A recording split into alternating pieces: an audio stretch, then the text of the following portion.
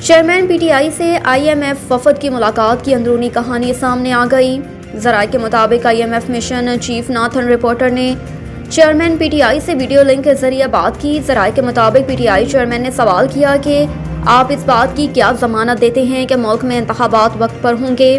اس پر آئی M F وفد نے کہا کہ آئی ایم ایف ملک میں ہونے والی صورتحال پر گہری نظر رکھتا ہے۔ آئی ایم ایف وفد نے کہا کہ ہم ایک حد سے زیادہ سیاسی معاملات میں دخل اندازی نہیں کر سکتے۔ آئی ایم ایف وفد کا کہنا تھا کہ ایگزیکٹو بورڈ کا پاکستان کے سیاسی معاملات سے متعلق موقف کیا ہوگا اس کی پیشگوئی نہیں کر سکتے، تاہم ایگزیکٹو بورڈ کے ڈائریکٹرز اپنی میٹنگ میں اپنا نقطہ نظر رکھیں گے۔ ایگزیکٹو بورڈ ممبران اپنی رائے دینے میں آزاد ہیں اور I M F staff report میں ان کا موقف شامل کر دیا جائے گا۔ وفد نے مزید کہا کہ آئی ایم ایف کا پروگرام اس طریقے سے ڈیزائن کیا گیا کہ جس میں توقع ہے کہ اقتدار کی منتقلی وقت پر ہوگی۔ امید ہے کہ اس ڈیزائن کے تحت نگران سیٹ اپ آئین کے مطابق اپنی مدت کے دوران وقت پر انتخابات کرا دے گا۔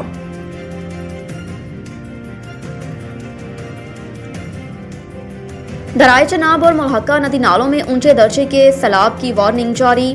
درائے چناب میں ممکنہ سیلاب سے سیالکوٹ، گجرات اور وزیر آباد کے علاقے متاثر ہو سکتے ہیں۔ منڈی بہاؤالدین اور حافظ آباد کے علاقے بھی ممکنہ سیلاب سے متاثر ہو سکتے ہیں۔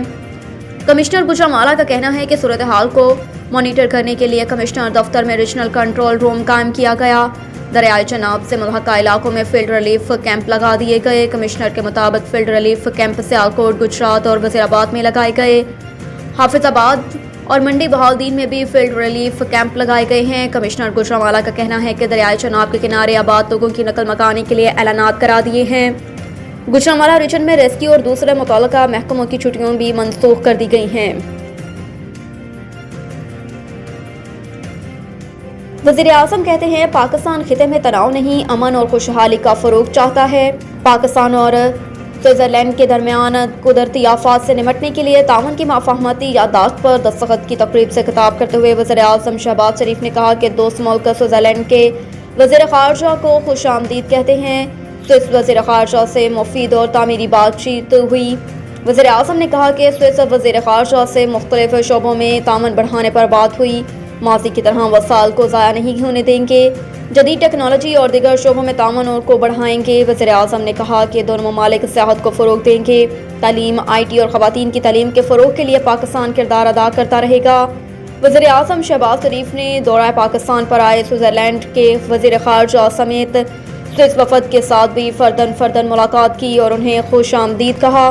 اس موقع پر ہونے والی ملاقاتیں انتہائی خوشگوار ماحول میں ہوئیں۔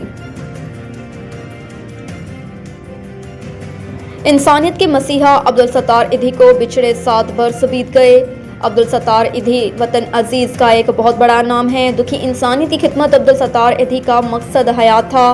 انسانیت کے لیے اپنی زندگی وقف کر دینے والے معروف سماجی کارکن اور ایدھی فاؤنڈیشن کے بانی چیئرمین عبدالستار ایدھی نے دنیا کی سب سے بڑی رضاکارانہ ایمبولینس سروس قائم کی، یتیموں کی پرورش اور لاوارثوں کی کفالت کی۔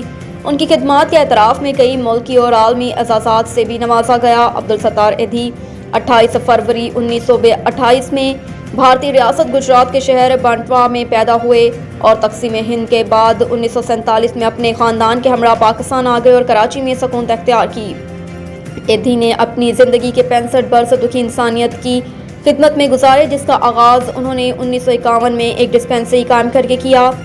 انہوں نے ہسپتال اور ایمبولینس خدمات کے علاوہ ایدھی فاؤنڈیشن نے کلینک، زچگی گھر، معذوروں کے لیے گھر، بلڈ بینک، یتیم خانے، لاوارث بچوں کو گود لینے کے مراکز، پناہ گاہیں اور اسکول قائم کیے جو آج بھی عوامی خدمت کر رہے ہیں۔